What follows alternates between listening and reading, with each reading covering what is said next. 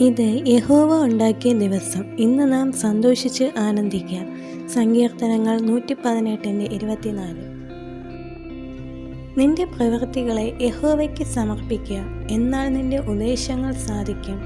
സദൃശവാക്യങ്ങൾ 16:3. എങ്കിലും യഹോവയെ കാത്തിരിക്കുന്നവർ ശക്തിയെ പുതുക്കും. അവർ കഴുകന്മാരെ പോലെ ചിറകടിച്ചു കയറും. അവർ തളർന്നു പോകാതെ ഓടുകയും ക്ഷീണിച്ചു പോകാതെ നടക്കുകയും ചെയ്യും. യെശയ്യാവ് 40:31.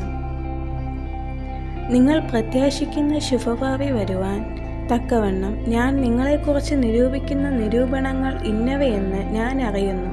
അവ തിന്മയ്ക്കല്ല, നന്മയ്ക്കത്രയുള്ള നിരൂപണങ്ങളെന്ന് യഹോവയുടെ അരുളപ്പാട്.